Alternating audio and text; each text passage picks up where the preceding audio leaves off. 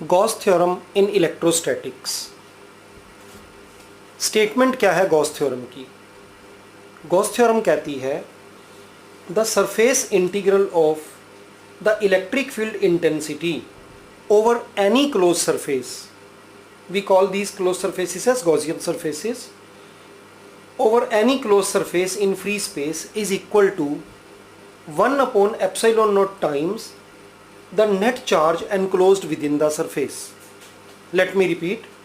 The surface integral of the electric field intensity over any closed surface in free space is equal to 1 upon epsilon naught times the net charge enclosed within that surface.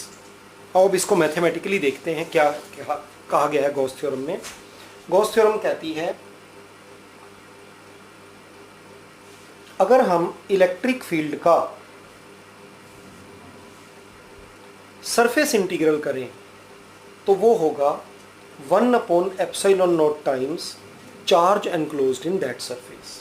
It means अगर हमारे पास एक closed surface है, इसमें कहीं पर भी symmetrically या असिमेट्रिकली एक चार्ज क्यू प्लेस किया गया है, इस क्यू चार्ज में से इलेक्ट्रिक फील्ड लाइंस बाहर निकल रही होंगी। बाहर निकल रही होंगी कैसे बोल दिया मैंने? अंदर को क्यों नहीं जा रही चार्ज की तरफ? क्योंकि बार बार आपको बताया गया है जब तक स्पेसिफिकली मेंशन नहीं किया जाएगा जिस भी चार्ज की हम बात करेंगे वो पॉजिटिव ट्रीट किया जाएगा। पॉजिटिव चार्ज से लाइंस बाहर आती हैं, क्यों आती हैं, किधर जाती हैं, सब हम ऑलरेडी डिस्कस कर चुके हैं पिछली क्लासेस में। इन टोटल लाइंस के लिए निकनेम क्या था? Flux, electric flux. तो ये जो टोटल इलेक्ट्रिक फ्लक्स है वो होगा 1 upon epsilon not times charge enclosed in that surface. जब हम इसको प्रैक्टिकली यूज करेंगे आगे आने वाली डेरिवेशंस में, तो बजाय ये लिखने के 1 by epsilon naught into Q, हम simply Q upon epsilon naught भी लिख सकते हैं। अब यहाँ एक बात, ये ई डॉट डी एस और ये वेक्टर्स कैसे आ गए? आप याद करें जब हमने सॉलिड एंगल किया था और इलेक्ट्रिक फ्लक्स किया था, वहाँ हमने समझा था कि flux is equal to close integration of E D A और D S into cos theta. तो आप याद करें कॉस थीटा कहाँ लगता है? वेक्टर्स के डॉट प्रोडक्ट में। इसलिए हम कह सकते हैं flux is equal to close integration of E dot d s. तो गॉस थ्योरम की जो स्टेटमेंट में मैंने ये बोला था कि surface integral of electric field, हम सिंपली ये भी कह सकते हैं total flux linked with a closed surface.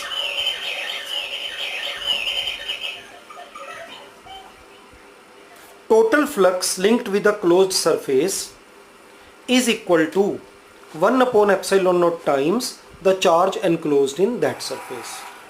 अब हम इसको गॉस थ्योरम को एक सरफेस के लिए प्रूव करते हैं। ये सरफेस सिमेट्रिक भी हो सकता है, असिमेट्रिक भी हो सकता है।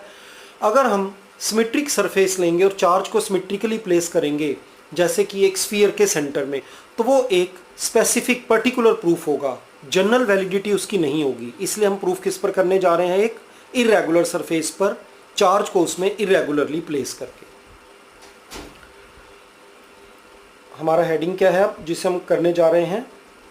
Proof of Gauss theorem in electrostatics.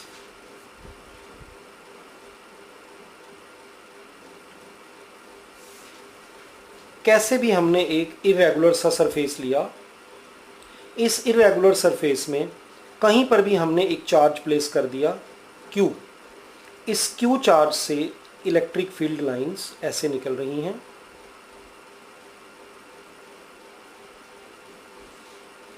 कहीं पर भी मैंने एक छोटा सा सरफेस कंसीडर किया, मान लो ये, इस सरफेस का नॉर्मल वेक्टर ये रहा। ये normal vector electric field lines के साथ एंगल बना रहा है थीटा। ये है electric field lines, electric field. मैं ई डॉट डी एस को कैलकुलेट करूंगा और देखते हैं कि क्या ये क्यू बाय एप्सिलॉन नॉट के इक्वल आता है या नहीं आता। Let us see. Close integral of E dot d s which is equal to close integration of E into ds into cos theta। यहाँ पर मैं इस E की वैल्यू पुट करूँगा।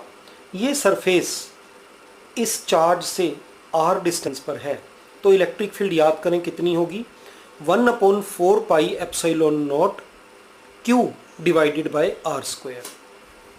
So this will be close integration of 1/4 pi epsilon not q divided by r square into ds into cos theta. अब मुझे अगर इस पूरे इंटीग्रेशन को सॉल्व करना है तो ds कहता है कि जो चीज़ें s की टर्म्स में हैं वो सब वेरिएबल हैं, उन्हें इंटीग्रेशन के अंदर रखना है। बाकी सारी चीज़ें 1/4 pi epsilon not q r square cos theta बाहर चले जाने चाहिए।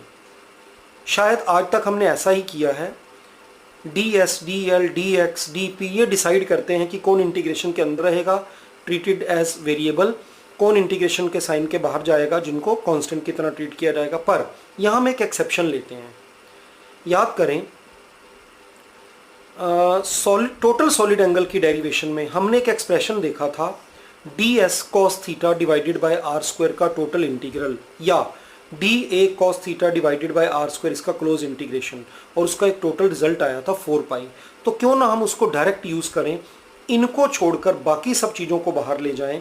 क्या क्या बाहर आ जाएगा, q divided by 4 pi epsilon not, क्या बच गया, close integration of ds cos theta divided by r square. और याद करें सॉलिड एंगल की कंसेप्ट में मैंने आपको समझाया था, जब भी ये एक्सप्रेशन दिखाई देगा ds cos theta divided by r square का क्लोज इंटीग्रेशन, तो आपने इसको स्ट्रेट फॉरवर्ड 4 पाई के इक्वल रख देना है और ब्रैकेट में रीजन क्या लिखना है, total solid angle around a point. तो इसलिए